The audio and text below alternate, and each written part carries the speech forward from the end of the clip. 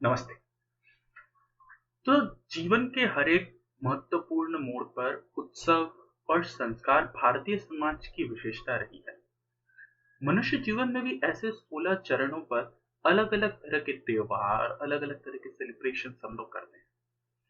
और इसी के साथ साथ एक डेवलपमेंट होता है, एक चेंजेस आती है हमारे बॉडी में। तो ये 16 चरण क्या है, ये 16 माइलस्टोन्स क्या है ह्यूमन लाइफ के, क्या है ये 16 संस्कार। तो शुरू करने से पहले कि ये संस्कार है क्या, ये होते क्यों हैं, ये पहले जान लेते हैं। कि ये होने के 3 कारण हैं। पहला, दोष अपनयन। इसका मतलब होता है कि अगर कोई दोष होता है तो उसका निवारण करना, उसका सॉल्यूशन ढूंढना। दूसरा, गुण अध्ययन। इसका मतलब होता है कि गुणों की स्थापना करना। गुण जो भी हम लोग में अच्छी चीजें होती हैं, अच्छी हैबिट्स होती हैं, उनको स्टेबलाइज करना। तीसरा है हीन अंग पूर्ति, जिसमें होता क्या है कि जो दोष जो होते हैं उनका निवारण के उपाय क्या क्या है, जो कि इन 16 संस्कारों में के दौर से हम लोग गुजरते हैं। इसको आप ऐसे समझिए कि जैसे गोल्ड का ओर होता है, उसको शुद्धिकरण किया जाता है, उसमें और थोड़े से कुछ फिल्टरेशन किए जाते हैं, तो उसको करने के बाद हमें प्योर गोल्ड मिलता है। जो प्योर गोल्ड होता है वो हमें मिल जाता है, जिससे हम कुछ काम कर सकते हैं। तो एक चेतना के आकार लेने से और उसके निराकार होने तक उस चेतना को 16 संस्कारों से शुद्ध किया जाता है, ताकि वो शुद्ध और पूर्ण बने। और प्रत्येक संस्कार का अवसर एक उत्सव।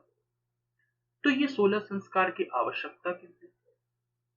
कुछ ना कुछ हमारे क्रेविंग्स होती हैं, कुछ ना कुछ हमारे डिजायर्स होती हैं, कुछ ना कुछ हमारे अटैचमेंट्स होती हैं, जिनको हम लोग लेके बैठ जाते हैं।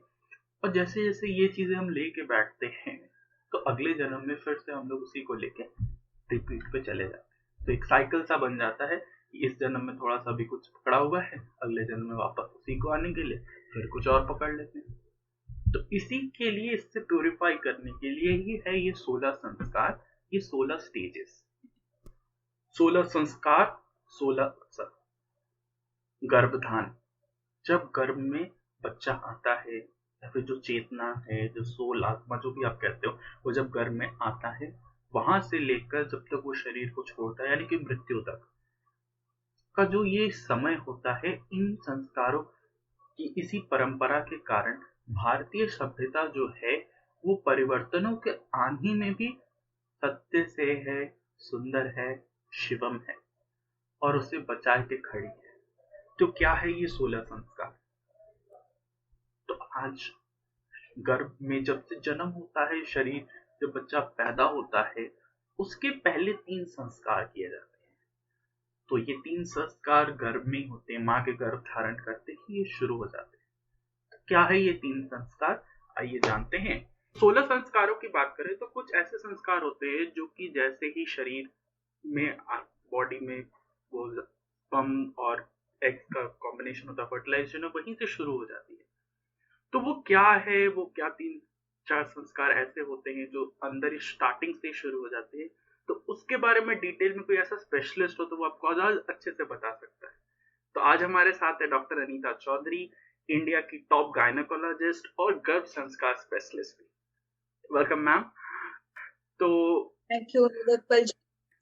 तो क्या है संस्कार? ये जो 3 संस्कार या 4 संस्कार होते हैं जो गर्भ के स्टार्टिंग में होते हैं, वो क्या क्या हैं? तो पहले तो नाम से, क्या है इनके नाम?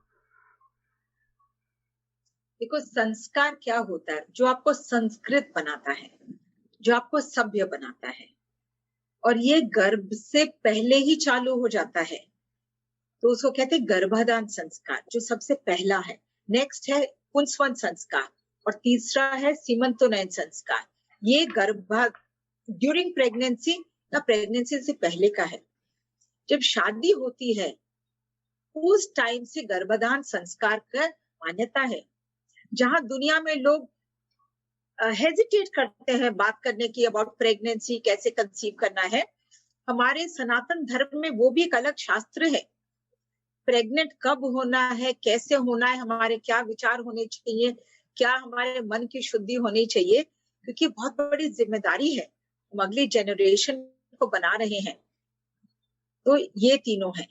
तो सबसे पहले मैं गर्भाधान संस्कार के बारे में बताना चाहूंगी। ये विवाह के तुरंत बाद चालू होता है। देखो, बहुत जरूरी है कि हमारा बीज अच्छा हो और हमारी धरती भी अच्छी हो। इसे बीज कहाँ से आ रहा है? वो पति से आ रहा है। और जो धरती है वो कहाँ पे है? महिला की है। तो उसका वजाइना, उसका सर्विक्स, उसका यूट्रस, उसके फिलोपियन ट्यूब्स, उसकी ओवरीज, उसका तन मन सब कुछ मिला के वो पूरा शरीर बना हुआ है। वही हमारा फर्टाइल लैंड है। तो जब हम इस लैंड में एक अच्छा बीज बोएंगे तभी तो अच्छी उपज होने वाली है। तो इसके कई सारे नियम हैं, किस ऋतु में होना चाहिए, कैसे ग्रह नक्षत्र होना चाहिए, और आपके मन की क्या दिशा है। यदि आप हेल्दी हैं, स्वस्थ हैं, तभी आप नेक्स्ट जनरेशन प्लान करेंगे तो अच्छा और स्वस्थ होगा। आप बीमार हैं तो बीमार बीज से तो बीमार ही पेड़ उत्पन्न होगा ना। बिल्कुल। तो ये बहुत जरूरी है कि आपका मन और शरीर स्वस्थ रहे, और दोनों का, सिर्फ एक का नहीं। और इससे हमारे फैमिली, पूरे हमारे समाज का जिम्मेदारी है कि जब हम संतान उत्पत्ति की बात करते हैं तो अनुकूल माहौल होना चाहिए। देखो, जो स्प्रिंग में हम कोई फूल लगाते हैं तो उस मौसम में खिलता है। यदि हम गेहूं को बरसात में लगाएंगे तो वो नहीं होगा। बरसात में धान ही रोपा जाता है। तो इसीलिए सही वक्त पे सही बीज बोना, सही धरती पे बोना वो बहुत जरूरी है। और ये शास्त्र तो हमारे इतने सालों से चला आ रहा है और वो बहुत जरूरी है हमारे आने वाली पुश्तों के लिए। फिर दूसरा है, गर्भाधान के बाद जब प्रेगनेंसी हो गई, कंसेप्शन हो गया, तो क्या करेंगे? उसमें हम संस्कार डालना जरूरी है। वो है पुंसवन संस्कार। तीसरे महीने तक प्रेगनेंसी पुराने जमाने में कंफर्म हो जाती थी, तो उनने बनाया कि 3 महीने में बच्चा पूरा बन जाता है हमारा। 12 वीक्स का यदि हम अल्ट्रासाउंड में फोटो देखें और फीटस पूरा बना रहता है। अब बारी है हमारी उसमें संस्कार डालना। तो उसमें माँ को बताया जाता है कि क्या खाना है, क्या विचार रखने हैं। तो वो सारी चीजें जैसे मन माँ का रहेगा, वही इमोशंस बच्चे को भी जाएंगे। तो माँ का एक एक विचार बच्चे का विचार बन रहा है, माँ की एक एक भावना बच्चे की भावना बन रही है। तो इस टाइम पे पर्टिकुलर नक्षत्र वगैरह देख के पूजा की जाती है, और उसमें माँ को, बाप को, पूरे परिवार को साथ बिठा के, और ये बहुत क्लोज फैमिली फंक्शन होता है। और जब ये हो जाता है, हमारा बच्चा बढ़ने लगता है, और 7 महीने पूरे होने के बाद होता है सीमंतोनयन संस्कार। आखिर के टाइम पे प्रीमेच्योर डिलीवरी होने की थोड़ी सी रिस्क रहती ही है, आज से नहीं, पुराने जमाने से। तो हमारे ऋषियों को मालूम था कि इससे कैसे बचाया जा सकता है। यदि माँ खुश रहे, प्रसन्न रहे, अपने खाने पे ध्यान रखे, उसको कैसे चलना है, कैसे उठना है, कब सोना है, उसकी क्या दिनचर्या रहनी चाहिए। और इसमें जब फैमिली फंक्शन होता है, घर के सब परिवार के लोग जुड़ते हैं, और ब्लेसिंग्स, जिसको आजकल एक नया ट्रेंड चला है, शावर्स ऑफ ब्लेसिंग्स, और ऐसे ब्लेसिंग्स करके प्रोग्राम्स हो रहे हैं, और ये हर धर्म में होता है। ये सनातन धर्म का विशेष नहीं है, आजकल हर धर्म में हो रहा है। तो जिसको हम गोद भराई भी बोलते हैं। तो इस टाइम पे जितनी भी हैप्पी मदर्स हैं, वो आके आपको आशीर्वाद देती हैं, माँ को कुछ उपहार भी देती हैं ताकि वो खुश रहे। और इसके साथ पूजा पाठ के साथ, मंत्र उच्चारण के साथ माँ को संस्कार दिया जाता है, पूरा वातावरण बदल जाता है, और वो खुश हो जाती है। तो फिर हमारा आने वाला बच्चा भी खुश ही पैदा होगा, और लास्ट मिनट की जो कॉम्प्लिकेशन है प्रेगनेंसी, हम उनसे बच सकते हैं। तो जो नॉर्मल एक प्रेगनेंसी पीरियड होता है 270 डेज का, तो उसका कितना इंपॉर्टेंस है? क्या अगर वो डेट कम ज्यादा में कितना इफेक्ट पड़ता है? देखिए, 40 वीक्स ऑफ प्रेगनेंसी तो भगवान ने बनाई ही है, तो दैट इज आइडियल। तो आजकल लड़कियां, लास्ट में मैंने देखा, मेरे बहुत सारे पेशेंट्स हैं जो बहुत रेस्टलेस हो जाते हैं, अरे मैडम 8 महीना हो गया, इंडक्शन कर दीजिए, ऑपरेशन कर दीजिए। नहीं, बच्चे का जो ब्रेन डेवलपमेंट है वो अंदर ही हो रहा है, और हर दिन बच्चा जो गर्भ में है उसका 3% सर्वाइवल रेट बढ़ रहा है। तो हमारे को आखिर में कोई जल्दबाजी नहीं करनी चाहिए। जो कुदरत ने बनाया है उसके आगे तो और किसी का कुछ चलेगा ही नहीं। तो वेट फॉर 40 डेज, जल्दी में मत रहिए। कुदरत ने हमारे शरीर को ऐसा बनाया है, बच्चे को ऐसा बनाया है। जब अनुकूल वक्त होगा, जब सब कुछ अप्रोप्रिएट होगा, सब अच्छा होगा, हमारे को साइंस मिलेंगे फॉर डिलीवरी, और उसका आप इंतजार अवश्य करें, प्रसन्न होके, टेंशन करके नहीं। बिल्कुल। तो ये 3 मेन माइलस्टोन्स थे जो कि शुरू होने से पहले ही, बच्चा गर्भ से अभी निकला नहीं, उसके पहले उसमें ये सारे संस्कार, ये माइलस्टोन्स वो कवर कर चुका होता है।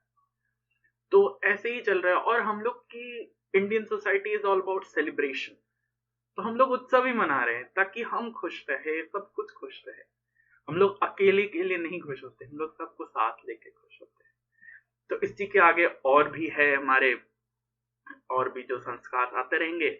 तो अगले एपिसोड में नेक्स्ट संडे हम लोग बात करेंगे और आगे के जो संस्कार है, जैसे जातिकरण संस्कार, नामकरण संस्कार, कर्णछेदन संस्कार, ऐसे बहुत सारे और संस्कार हैं।